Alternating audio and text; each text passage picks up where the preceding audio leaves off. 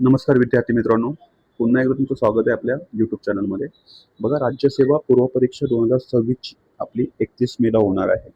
So आपल्याकडे जवळपास आता फक्त 120 दिवस राहिलेले आहेत आणि ह्यावेळी आपल्याकडे जागा जरी 87 असतील, तरी ह्या जागांमध्ये काय होणार आहे, नक्कीच जागा वाढ होईल आणि ही ॲडव्हर्टाइज आपली 300 जागांची असू शकते आणि याच्यामध्ये deputy collector, okay, DYSP, okay, तहसीलदारचं सांगता येत नाही, पण डेप्युटी डी-वाय-एस-पी ही पदं नक्कीच असेल. एक डेप्युटी कलेक्टरची 7-8 पदं आणि डी-वाय-एस-पीची एक 20 एक पदं ॲड होण्याची काय आहे, शक्यता आहे. ओके, सो अभ्यास चांगला चालू राहू द्या. ज्या मुलांचा ह्यावेळी स्कोर हे 100पेक्षा कमी आहे, अशा मुलांनी आता डायरेक्ट कशा सुरुवात करा, ज्यांना राज्यसेवा क्लास 1 पोस्ट पाहिजे, अशा मुलांनी राज्यसेवाच अभ्यासाला सुरुवात करा आणि आतापासूनच. ओके, कशा पद्धतीने नियोजन करायचं 120 दिवसाचं ते तुम्हाला मी सांगणार आहे ह्या लेक्चरमध्ये. ओके, ह्या लेक्चरमध्ये आपण पद्धतशीर काय बघूया, कशा पद्धतीने एक्झाम पॅटर्न असणार आहे, प्रिलिमचा पेपर कसा असणार आहे, त्या सर्वांचा आपण अभ्यास करू. निगेटिव्ह मार्किंग काय आहे, की कोणकोणत्या सब्जेक्टवर आपल्याला फोकस करायचा आहे, कोणता एरिया फोकस करायचा आहे, किती क्वेश्चन सोडवायचे आहेत.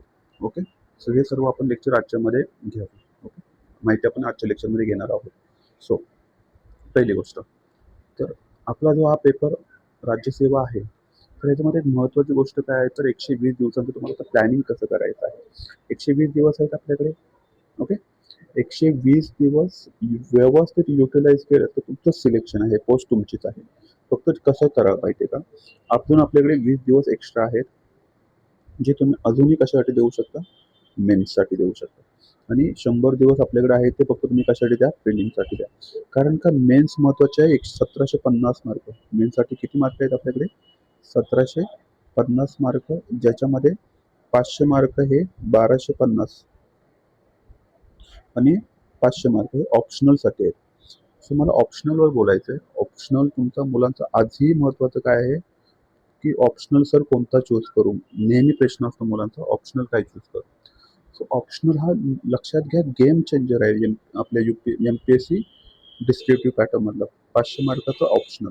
सो मी सांगेन तुम्हाला 2-3 ऑप्शन सजेस्ट करेन. जर तुम्ही केले नसेल अजूनही नवीन मुलांनी, त्यांनी 20 दिवसामध्ये तेवढं तरी काम करा, की ऑप्शनल चूज करून घ्या. सो आपल्याकडे चांगले, भले तुमचं बॅकग्राऊंड कोणतेही असेल, एक PSIR म्हणतो आपल्याकडे चांगला ऑप्शन सब्जेक्ट आहे.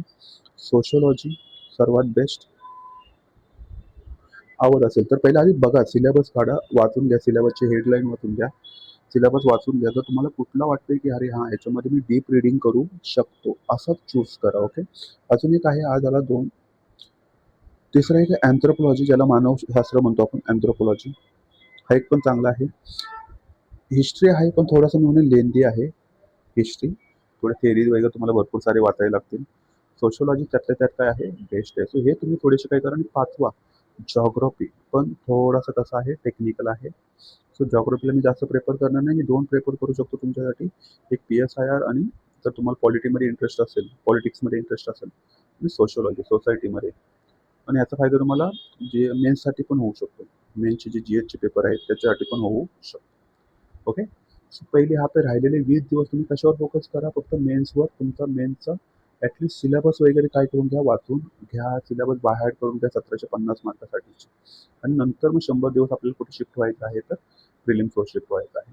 सो राज्यसेवा पूर्वपरीक्षा आपली किती मार्काची असणार आहे, तर 200 मार्काची असणार आहे. पहिली आपली पूर्वपरीक्षा, ज्याचं काय असेल, आपल्याला एक स्क्रीनिंग टेस्ट असते.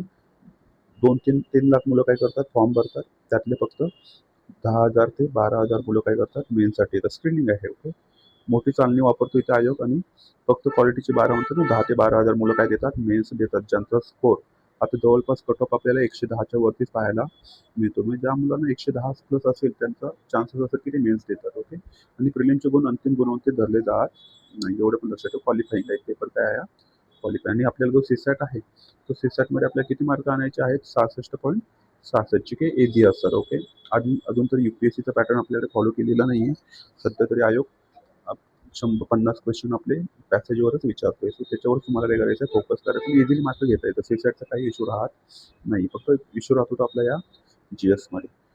सो काय काय असणार आहे बघा घटक आपल्याला याच्यामध्ये. तर पहिली गोष्ट, पेपर तुमचा काय असणार आहे, सामान्य अध्ययन 2 पेपर असणार आहे, GS आणि सीसॅट. क्वालिफाईंग कोणतं असणार आहे, तर सीसॅट. तुमचा कट ऑफ ठरणार आहे, तो GSवर ठरणार आहे. प्रश्न संख्या 100 असणार आहे, बहुपर्यायी असणार आहे, एकूण गुण असेल 200, वेळ असेल 2 तास. माध्यम आपलं मराठी आणि इंग्लिशमध्ये द्विभाषिक असते आणि प्रश्न प्रकार कसे असतील तर ऑब्जेक्टिव्ह असते. ओके. आणि सीसॅटमध्ये किती मार्काचे असेल 80 क्वेश्चन 2.5 मार्काचा काय असेल एक क्वेश्चन असेल आणि आपल्याला किती मार्क घ्यायचे 66 द्यायचे म्हणजे तुम्हाला 27 क्वेश्चन काय करायचे आहेत करेक्ट करायचे आहेत. आणि आपल्याला GS मध्ये किती मार्क घ्यायचे तर 110 पेक्षा जास्त मार्क घेता आलेच पाहिजे. त्याची स्ट्रॅटेजी मी तुम्हाला शेवटला सांगतो. पुढे आपण बघूया. निगेटिव्ह मार्किंग आहे या पेपरला. प्रत्येक चुकीच्या उत्तरासाठी किती 1/4 गुन्हा काय होतात म्हणजे 25.50 0.50 मार्क काय होतात मायनस केले जातात 2 मधून जेव्हा एक क्वेश्चन म्हणजे असं पण विचार नको लक्षात ठेवा हा अप्रोच कसा ठेवायचा. जेव्हा आपण एखादा क्वेश्चन रॉंग करतो त्यावेळी आपला 0.50 मार्क मायनस होत नाही, आपला 2.55 क्वेश्चन काय होतो मार्क 200 मधले मायनस होतात. म्हणजे मी जर असे 10 क्वेश्चन मी जर रॉंग केले असेल तर किती क्वेश्चन माझे किती मार्क होणार 10 गुणिले 2 20 आणि 4 दुणे 8 म्हणजे बघा ना याची निगेटिव्ह मार्किंग जर केली मी 4 भागिले तर 2.5 इंटू जर 2 केले तर माझे 5 म्हणजे 25 मार्क माझे काय होत आहेत कट होतात निगेटिव्ह होतात. जेव्हा मी 10 क्वेश्चन काय करतो रॉंग करतोय 20 क्वेश्चन रॉंग केले तर 50 मार्क तिथेच तुमचे निघून जातात. किती 50 मार्क लक्षात घ्या. सो मिस्टेक्स कमी करा आणि मिस्टेकचाच गेम आहे. जेवढं तुम्ही मिस्टेक कमी करणार तेवढा तुम्ही कटऑफ काय करणार आहात कटऑफच्या जवळ पोहोचणार आहात. किती सब्जेक्ट असणार आहेत याच्यामध्ये लक्षात घ्या आपल्याला तर 7 सब्जेक्ट असणार आहेत. कोणते सब्जेक्ट असणार आहेत ते भारतीय राज्यशास्त्र याच्यावर एक क्वेश्चन विचारतो आपल्याला 15. भारतीय अर्थव्यवस्था याच्यावर क्वेश्चन विचारतो 15. इतिहास ज्याच्यामध्ये भारत आणि महाराष्ट्र ते पण एन्शियंट मेडिवल आणि मॉडर्न याच्यावर क्वेश्चन असतात आपल्याकडे 5 तर याचे पण 15 क्वेश्चन. भूगोलावर 15 क्वेश्चन. सामान्य विज्ञान लक्षात ठेवा 20 क्वेश्चन असतात. पर्यावरणावर 5 क्वेश्चन. चालू घडामोडीवर 15 क्वेश्चन आणि बुद्धिमत्ता तो सीसॅटला येतं म्हणजे आता काही प्रश्न आहे सीसॅटचा. ओके. एवढे सब्जेक्ट तुम्हाला काय करायचे आहेत करायचे आहेत. मग त्यातले तुम्हाला आता समजलं असेल गेम चेंजर कोण आहे. गेम चेंजर आपल्याकडे आहे तो महत्त्वाचा सामान्य विज्ञान नंतर भारतीय अर्थशास्त्रामध्ये तुम्हाला काय करता आले आउट ऑफ मार्क घेता आले पाहिजे. भूगोलामध्ये तुम्हाला आउट ऑफ मार्क घेता आले पाहिजे. प्रत्येकाचं मी काय काय वाचायचं तुम्हाला पुढेच्या लेक्चरमध्ये सांगतोय.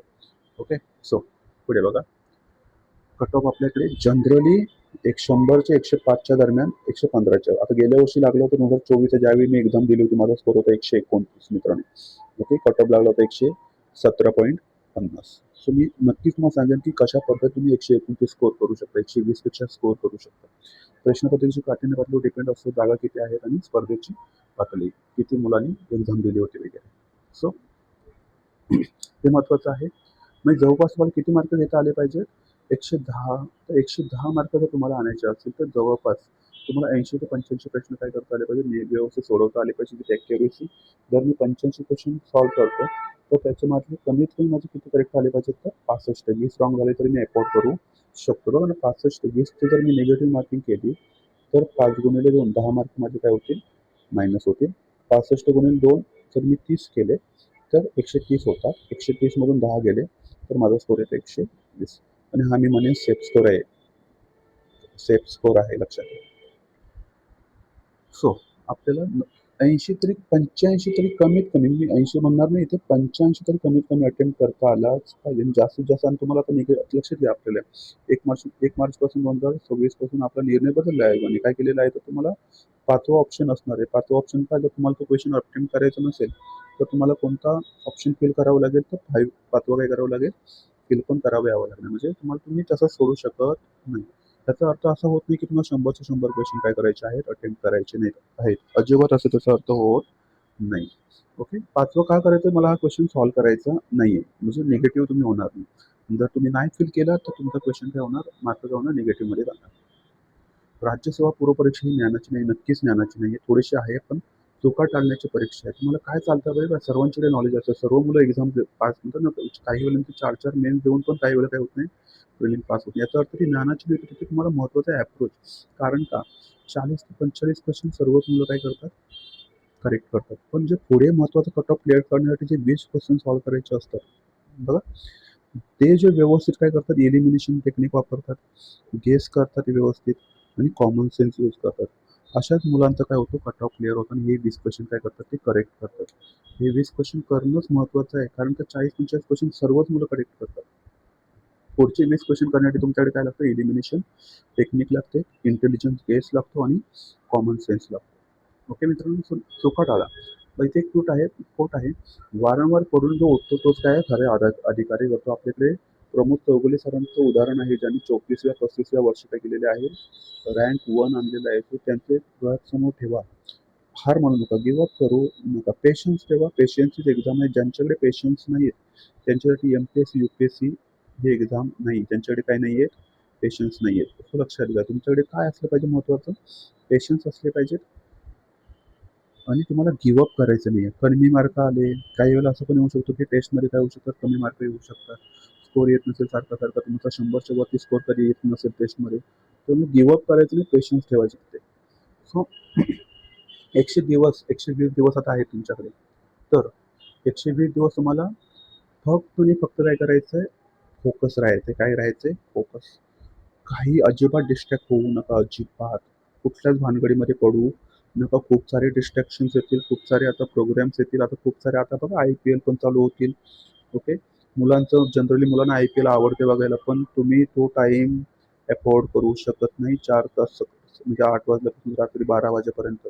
मुलं म्हणतात काय नाही, मी दिवसभर अभ्यास करेन आणि रात्री IPL बघेन. लक्षात घ्या, तुमचा ब्रेन वॉश होईल. काय होणार आहे? ब्रेन वॉश होईल. जेवढं तुम्ही दिवसभर अभ्यास कराल, तेवढं तुम्ही सर्व फोकस कुठे घालवणार आहात? मॅचमध्ये. खूप सारं 2 महिने चालणार आहे बरोबर. म्हणजे मला तर वाटतं की 31 मेला पण काय असू शकते, फायनल असू शकते. हे पण लक्षात घ्या. सो खरी टेस्ट तर आत्ता आहे आपली. ओके. सो IPLमध्ये तुम्ही वेळ वाया घालवू नका. मोबाईलमध्ये जर तुमच्याकडे तुम्ही Insta जर वापरत असाल, WhatsApp वापरत असाल, तर WhatsApp राहू द्या, पण Insta तरी तुम्हाला काय करता आलं पाहिजे, डिलीट करता आलं पाहिजे. YouTubeवर तुम्ही वेळ वाया जास्त घालवू नका. फक्त बुकवर जास्त फोकस ठेवा. बुक. ओके. बुक, तुमच्या नोट्स त्याच्यामध्ये जास्त टाईम काय करा, स्पेंड करा. टेस्ट द्या.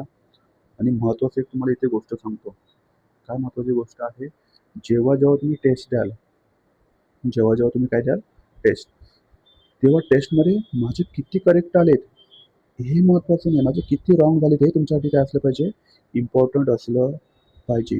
समजा ह्या टेस्टमध्ये माझे जर 50 क्वेश्चन करेक्ट आलेत आणि 40 क्वेश्चन काय झाले असतील, रॉंग झाले असतील, तर मी 50वर फोकस तर ठेवेनच, पण 40 क्वेश्चनवर जास्त फोकस ठेवेन की हे 40 क्वेश्चन माझे कोणत्या थीम चुकलेत, कोणत्या टॉपिकवरचे क्वेश्चन चुकलेले आहेत, ते टॉपिक मी काय करेन, रिवाईज करेन. म्हणजे करंट क्वेश्चन काउंट करणंपेक्षा रॉंग क्वेश्चन ॲनालिस करणं काय आहे, वर्थ असेल, वर्थ.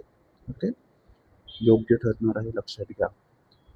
तर काय सांगायचं आहे मला इथे, करंट निगेटिव्ह तुमचे झालेले क्वेश्चन तुम्ही काय करा, ॲनालिसिस करणं काय असणार आहे, आणि जो ॲनालिसिस करेल तोच प्रिलिम पास होणार आहे, हे मी तुम्हाला गॅरंटी देऊन सांगतो. जो काय करतो, ॲनालिसिस करतो आपल्या चुकांचं, तोच काय होतो, प्रिलिम पास होतो. आता किती दिवस राहिले बघा, पहिले 60 दिवस तुम्ही अजून काय करा, बेसिकवर फोकस करा. तुम्हाला नवीन मटेरियल वाचायचं आहे, वाचून घ्या. स्टेट बोर्ड वाचायचे वाचून घ्या. हिस्ट्रीचे स्टेट बोर्ड वाचायचे वाचून घ्या. फाउंडेशनवर फोकस करा. जोपर्यंत तुमचा बेसिक चांगलं होत नाही, तुमचं एक्झाम निघणार नाही. मुलं डायरेक्ट रेफरन्स बुकडे जातात नाही. पहिले तुम्हाला काय वाचायला लागतील, स्टेट बुक. मी याच्यावर एक सेपरेट व्हिडिओ बनवेन. ओके. स्टेट बुक वाचायचं तुम्हाला. पुढचे नंतर 40 दिवस तुम्ही रिव्हिजन प्लस तुम्हाला काय बघायचं आहे, MCQ बघायचं आहे. इथे थोडं मी इथे करेन, इथे रिव्हिजन घ्या आणि इथे काय घ्या, मॉक. पुढचे 40 दिवस तुम्हाला काय करायचं, फक्त मॉक द्यायचं. लक्षात घ्या मित्रांनो, आता चालू आहे फेब्रुवारी. फेब्रुवारी-मार्च तुम्ही काय करा, फक्त नवीन मटेरियल वाचा. जवळ सिलेबस कव्हर करून घ्या. एप्रिलमध्ये फक्त तुम्ही काय द्या, टेस्ट द्या. आणि मेमध्ये फक्त रिव्हिजन आणि रिव्हिजन रिकॉल. ओके. सो नंतर मी रिकॉलवर एक सेपरेट व्हिडिओ बनवेन. शेवटचे 20 दिवस तुम्ही काय करायचं, रिव्हिजन प्लस आपली जे म्हणतो ना ॲनालिसिस करायचं. न्यू बुक वाचायचं नाही शेवटच्या 20 दिवसामध्ये. रँडम यूट्यूबवर जायचं नाही. लिमिटेड सोर्स आणि रुथलेस तुमची काय असली पाहिजे, रिव्हिजन असली पाहिजे मित्रांनो. लक्षात घ्या. पुढे PDF मी तुम्हाला टेलिग्रामला पाठवतो. फेज 2 मध्ये काय करायचं आहे, तुम्हाला नोट्स रिव्हिजन करायचे आहेत. तुमच्या डेली MCQ तुम्हाला सोडवता आलेच पाहिजे, सेक्शनल टेस्ट देता आल्या पाहिजेत, करंट अफेअर्स बघायचं 1 वर्षाचं. म्हणजे तुम्हाला तर मी सांगतो करंट अफेअर्स कुठून कुठे बघा. 2025 जानेवारी 2025 पासून मार्च 2026 पर्यंत तुम्हाला करंट अफेअर्स करता आलंच पाहिजे, नो एक्सक्यूज. ओके. मागच्या पूर्ण वार्षिक घ्या आणि या 6 महिने तिमाही घ्या. म्हणजे सिम्प्लिफाईड पुस्तक मी प्रमोट नाही करत आहे, पण सिम्प्लिफाईड पुस्तक बेस्ट आहे आपल्यासाठी, किंवा देवा जाधव सरांचं पुस्तक घ्या. ओके. MCQ चुकला याचा अर्थ तुमची ती कन्सेप्ट काय आहे, वीक आहे आणि त्यालाच फोकस करा, ती रिवाईज करून टाका. ओके, पुढे जाऊया. शेवटच्या याच्यामध्ये तुम्ही काय करायचं, फुल लेंथ मॉक टेस्ट 10-12 देता आले पाहिजेत, ॲनालिसिस करता आलं पाहिजे. नो न्यू टॉपिक वाचायचं नाही, सीपवर फोकस ठेवायचं, हेल्थ आणि ओके निगोशिएबल, हेल्थशी निगोशिएट करायचं नाही. ओके, हेल्थ मस्ट आहे, हेल्थ फर्स्ट आहे, हेल्थला प्रायोरिटी द्या. Last 7 days quality articles, map, schemes, थोड्याशा तुमच्या ट्रिक्स असतील. ओके, पंचवार्षिक योजना ह्या थोडे काय करता आलं पाहिजे, रिवाईज करता आल्या पाहिजे. 1 नोटबुक 1 सब्जेक्ट. फोनला टायमर लावा आणि PDF फक्त काय करा, वाचण्यासाठी तुमचा फोन ऑन झाला पाहिजे. जास्त फोकस करा ॲक्टिव्ह रिकॉल, पॅसिव्ह रीडिंग. जास्त फोकस म्हणजे मी ॲक्टिव्ह रिकॉलला करा, रिव्हिजनपेक्षाही मी जास्त महत्त्व देतो कुणाला, रिकॉल. रिकॉल म्हणजे रिव्हिजन म्हणजे आपण तेच काय करत असतो, बघून वाचत असतो. रिकॉल करतो म्हणजेच काय करतो आपण, रिकॉल करतो याचा अर्थ आपण काय करतो, आठवतोय आणि आठवलेलं काय होतं, फिक्स होतं आपल्या माइंडमध्ये. सो चेस लॉजिक अप्लाय करा. नेक्स्ट मूव्ह ऑलरेडी आपला काय असला पाहिजे, प्लॅन असलाच पाहिजे. ओके, सो राज्यसेवा पेंडिंग प्रोजेक्ट बघा, इंडियन पॉलिटीमध्ये तुम्हाला काय काय वाचता आलं पाहिजे. कॉन्स्टिट्यूशन आहे, प्रिएम्बल आहे, फंडामेंटल राईट्स आहे, DPS याच्यावर क्वेश्चन विचारतो, पंचायत राजवर क्वेश्चन विचारतो आहे. MPSC देतो याचा तुम्हाला फोकस असला पाहिजे पंचायत राज. पार्लिमेंट असेल, प्रेसिडेंट असेल, याच्यावर तुम्हाला हे टॉपिक काय करता आले पाहिजे, परत रिवाईज करता आले. हाय स्कोरिंग असं मुलं इथे 25च्या 25 क्वेश्चन काय करतात, करेक्ट करतात. पुढे इंडियन इकॉनॉमीमध्ये काय लक्षात ठेवायचं, नॅशनल इन्कम, GDP काय, आपला GDP काय, इन्फ्लेशन कशी असते, बजेट काय, बँकिंग काय, RBI, ॲग्रिकल्चर इंडस्ट्री यांचा काय असलं पाहिजे, आपल्याला अभ्यास करता आला पाहिजे. कन्सेप्ट क्लॅरिटी महत्त्वाची आहे. काय महत्त्वाचं आहे, कन्सेप्ट क्लिअरिटी, तरच तुमचे मार्क वाढणार आहे. एन्शियंट इंडियामध्ये तुम्हाला IBC, Indus valley civilisation, Chandragupta Maurya म्हणजे अशोकानंतर गुप्त साम्राज्य, कनिष्क, हर्षवर्धन यांचा एरा तुम्हाला काय करतं, बुद्धिझम, जैनिझम याचा अभ्यास तुम्हाला करता आला. मेडिवलमध्ये अकबर असेल, आपला अल्लाउद्दीन खिलजी असेल, मुहम्मद बिन तुगलक असेल, फिरोजशाह तुगलक असेल, यांचा अभ्यास करायचा आहे. व आपलं विजयनगर एम्पायर. मॉडर्न इंडियामध्ये आपले महत्त्वाचे समाज सुधारक तुम्ही वाचून ठेवायचे आणि गांधी एरा, समाज सुधारक आणि महत्त्वाचे महाराष्ट्राची हिस्ट्री, महाराष्ट्रातले समाज सुधारक महत्त्वाचे. जॉग्राफीमध्ये फिजिकल जॉग्राफी फोकस ठेवायचा. 15 मधले 10 क्वेश्चन फक्त फिजिकल जॉग्राफी असतात आणि 5 क्वेश्चन कशावर असतात, इंडियन जॉग्राफी. महाराष्ट्र जॉग्राफी विचारतो 1-2 क्वेश्चन, पण जास्त आयोगाचा फोकस असतो कुठे, राज्यसेवेवर, इंडियन जॉग्राफी आणि physical geography. Maps, reverse, crop व्यवस्थित करता आले पाहिजे. मी सिरीज चालू केली आहे, तुम्ही ती सिरीज काय करू शकता, आपल्या YouTube लेक्चरला बघू शकता. मी एक चॅप्टर काय करतोय, कंप्लीट करतोय. जनरल सायन्सचं पण मी करणार आहे सुरू. फिजिक्स, केमिस्ट्री आणि बायोलॉजी 5-5 क्वेश्चन आहे त्याच्यावर, 5 नाही 7-7 क्वेश्चन, 7-7 आणि 8 क्वेश्चन कशावर असतात, मित्रांनो 8 क्वेश्चन तुमचे कशावर असतात, तर बायोलॉजीवर असतात. राहिलेले 5 क्वेश्चन फिजिक्सवर आणि 8-7 क्वेश्चन कशावर असतात, एक फिजिक्सवर असतात आणि 5 क्वेश्चन केमिस्ट्रीवर असतात. NCERT लेवलचे क्वेश्चन विचारले जातो आयोग, तर थोडंसं मी म्हणेन ॲटलिस्ट स्टेट बोर्ड तरी वाचून ठेवा. काय वाचून ठेवा, स्टेट बोर्ड तरी वाचून ठेवा. चला पुढे शेवटचं करंट अफेअर्स, एन्व्हायरमेंट 5 क्वेश्चन विचारतो आहे. नॅशनल पार्क चांगले करून ठेवायचे. बायोडायव्हर्सिटी काय असते, इकोसिस्टम काय असते, क्लायमेट चेंज, कॉन्झर्वेशन आणि थोडेसे ते ॲक्ट्स आहेत आपले. 1972चा डायरेक्ट विचारतो ॲक्ट, 1984चा, 86चा environment protection act, wildlife protection act, 2000चा आहे बायोडायव्हर्सिटी ॲक्ट, CRZ काय रूल आहेत आपल्याकडे. नंतर 1988ची फॉरेस्ट पॉलिसी आहे. 1980चा एअर पोल्युशन लॉ आहे आणि 1974चा वॉटर पोल्युशन काय आहे, ॲक्ट आहे. करंट अफेअर्स आपल्याला माहिती असले पाहिजे चांगली. नॅशनल प्लस इंटरनॅशनल आयोगाचा काय असतो, जास्त फोकस असतो. आणखी लक्षात ठेवा, आपले जे आता पद्मश्री वगैरे पुरस्कार भेटले त्याच्यावर नक्कीच क्वेश्चन विचारणार पहिल्या एक्झाममध्ये. आपली पहिली एक्झाम 31 मेला होणार आहे, नंतर होणार आहे आपली 14 जून आणि पुढची होणार आहे 12 जुलै. सो पहिल्या याच्यामध्ये तुम्हाला लक्षात ठेवा, आपले तिकल्या दिंडा वगैरे आहेत, जिंकल्या दिंडा त्यांना क्वेश्चन विचारणारच आहे exam.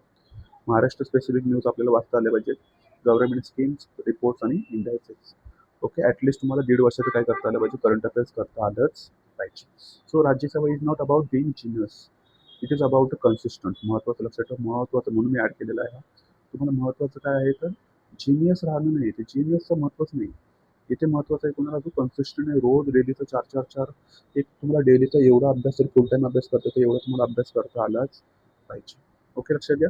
So 8 hours, so consistent महत्त्वाचं आहे. वेन अदर्स क्विट, 100 दिवस सिन्सिअर असाल तर सिलेक्शन तुमचं नक्कीच आहे. ओके ओके मित्रांनो, धन्यवाद, थँक्यू. शेवटपर्यंत व्हिडिओ बघितल्याबद्दल. जर तुम्ही शेवटपर्यंत हा व्हिडिओ बघितला असेल त्याचा अर्थ तुम्ही काय आहात, सिरियस आहेत आणि तुमची पोस्ट मिळण्याची शक्यता काय आहे, जास्त आहे. ओके मित्रांनो, जय हिंद. मिळूया पुढच्या लेक्चरमध्ये. थँक्यू.